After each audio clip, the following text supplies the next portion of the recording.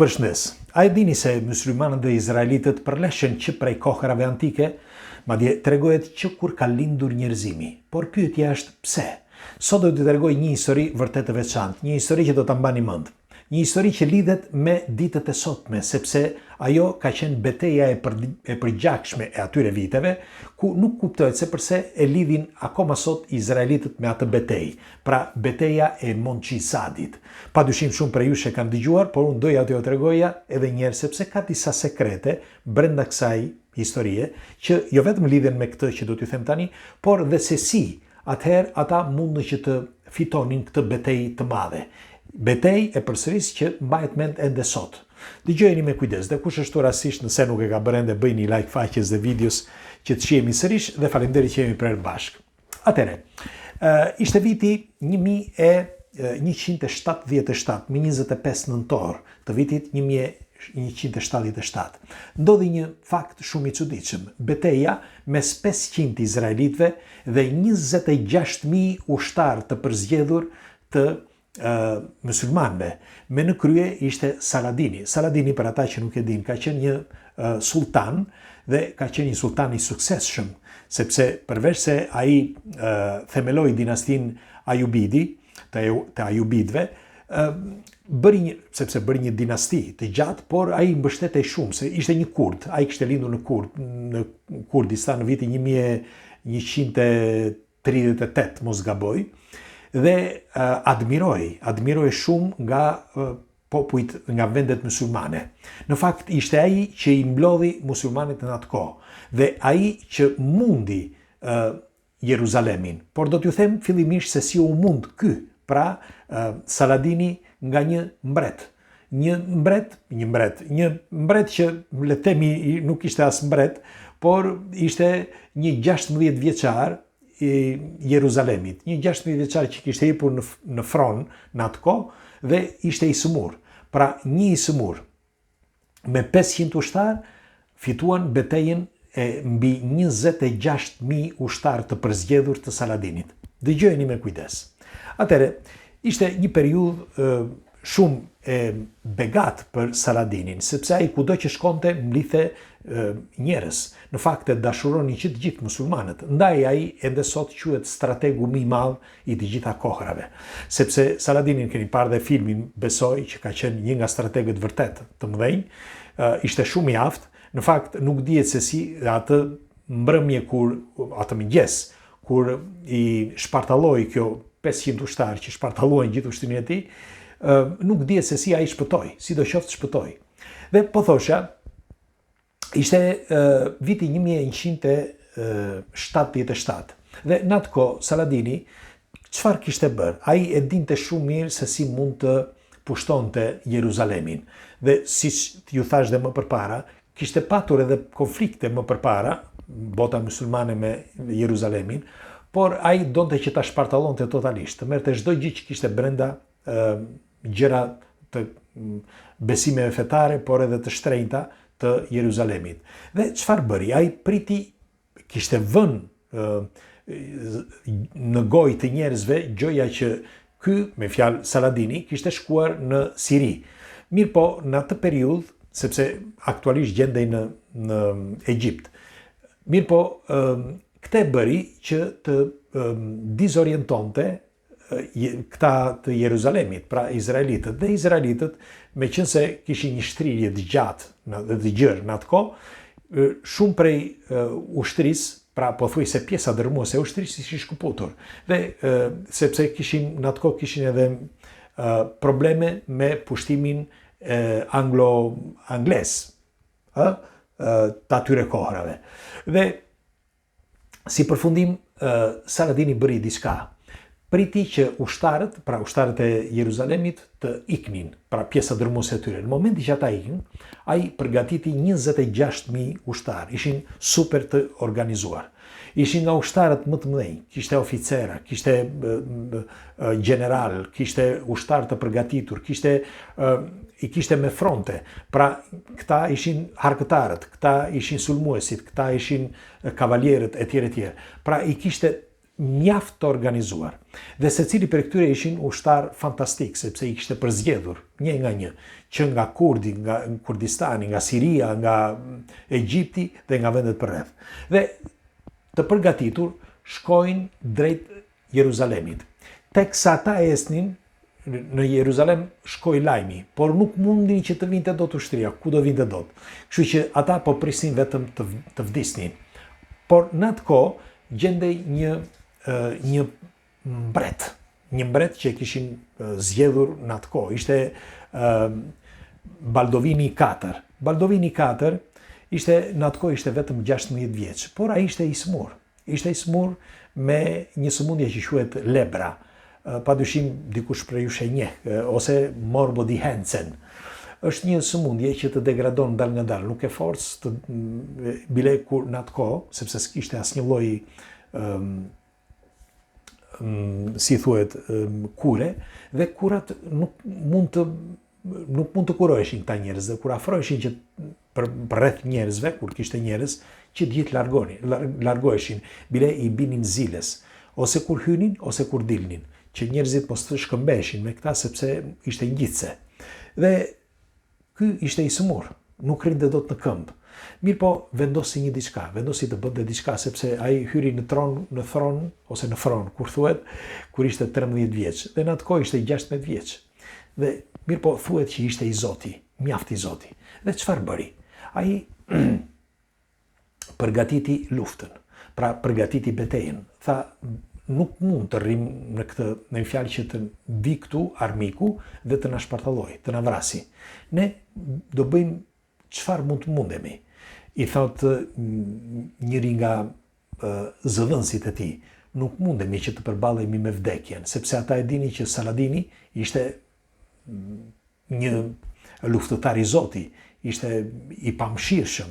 Dhe ky Guljelmi i Tirit i thot këtij Baldovinit IV, pra mbretit të Jeruzalemit, i thot nuk mundemi, thot që të përballemi me të. Dhe mbreti i thot diçka, 16 vjeçë, mbreti 16 vjeçar, i smur, nuk lëvizte dot, kokën e kishte dhe fytyrën e kishte deformuar dhe duart dhe çdo gjë. I thot, ne do bëjmë një gjë, thot. Ne do shkojmë, thot, sa ushtar kemi, thot. Nuk arrim, thot, as më shumë se 500, thot. Okej. Të gjithë këta 500 që jemi, thot, do përgatitemi se do shkojmë, thot, në zemër të luftës, të betejës. Dhe u përgatitën. Këta thanë që ishte një vetvrasje. Megjithatë u përgatitën. Ky nuk mbajë dot në këmbë. Dhe pra Baldovini, mbreti i Jeruzalemit, nuk mbajë dot në këmbë dhe çfarë i bën? E vendosën në një kal me një tip karrike të bërë me thurpa, dhe që të rinte drejt, sepse nuk lëvizte dot, ai nuk lëvizte dot as kur i kthën këmbë, merren mend ta çoje në një kal. Dhe kështu e bën, e vendosën aty dhe u nisën. Ai nuk i tregoi askujt, i tha vetëm kur të arrim aty, tha do t'ju them se çfarë do bëjmë. Dhe çfarë bën? Ata kaluan nëpërmjet shkretëtirës së Sinais. Dhe kur kaluan shkretëtirën, u tha nuk duhet asnjë dritë, nuk dua që të shikoj asnjë gjë, mos të dixëlloj asnjë gjë, vetëm do ikim nëpër shkretëtirë. Dhe ikën, kaluan, mos gaboj, rreth 7 milje, një gjë e tillë. Dhe kur kaluan nga ana tjetër, i gjetën, sepse mbritën në mëngjes, aty në kampin ku ishte Saladini bashkë me ushtarët e tij. Por aty ishin vetëm një pjesë e ushtarëve, atë që ai nuk e priste, me fjalë askush nuk e priste këtë, sepse një pjesa tjetër e ushtarëve, meqense kishin shkatërruar çdo fshat, çdo qytet përpara se të arrinin në Jeruzalem, ushtarët kryesorë që kishin tashmë ishin bërë heronj, sepse kishin shkatëruar pothuajse gjysmën e izraelitëve, ata kishin hynin fshat në fshat dhe rrëmbenin flori, hanin, përdhunonin, bënin, me një fjalë, kishin arritur atë epshin e fitores, sepse fitoria kishte marrë për masa të mëdha për ta. Kështu që një pjesë e këtyre ushtarëve musliman nuk gjendeshin aty, por ishte vetëm një pjesë e vogël. Me një fjalë, një pjesë e vogël, një pjesë prej tyre. Dhe çfarë bën këta? Kur arritën këta jezuitët me ky mbretin Baldovin të 4, kur arritën ishte ora 9 në mëngjes dhe e pan nga sipër aty sepse ishin në një plaj.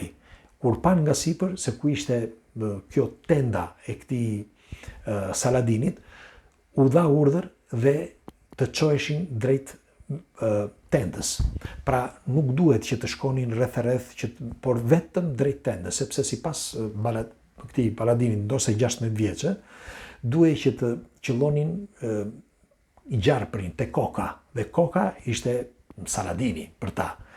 Tani, çfarë kishte ndodhur? Në këta ushtarë, sepse ai mori 80 ushtarë nga këta 500 që kishin, pra Jeruzalemi, ose mirë jezuitët, nga këta izraelitët, nga këta 500 ushtarë, kishin 80, sepse s'kishin më shumë, 80 ushtarë ishin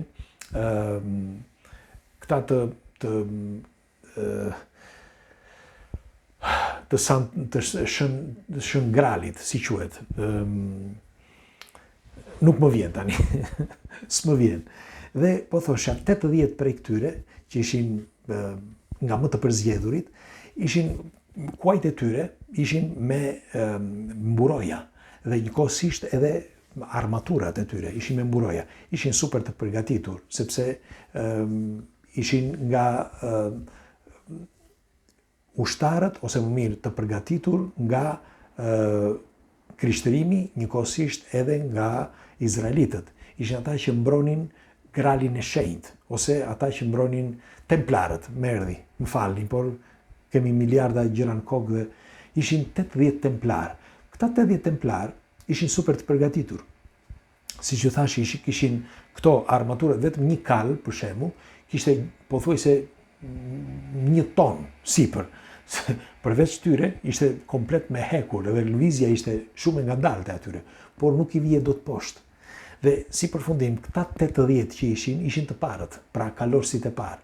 Dhe kur u futën në këtë kampin, ku gjendeshin musulmanët, së bashkë me Saladinin, të meruan sepse ishte papritur, ata nuk mund të prisnin, nuk e prisnin aty, ata prisnin një betejë, siç kishin bërë në vendet e tjera. Nuk prisnin askush që të vitet i kapte në flagrancë. Dhe i shpartalluan dhe gjëja më e keqe në këtë betejë ishte që kur arritën aty tek pranë tendës së Saladinit, ai ashtu siç ishte, pra pa veshje, me një fjalë vetëm një veshje të bardhë, pa mburoj, pa asgjë, pa kal, i ku vrap, ja futi vrapit.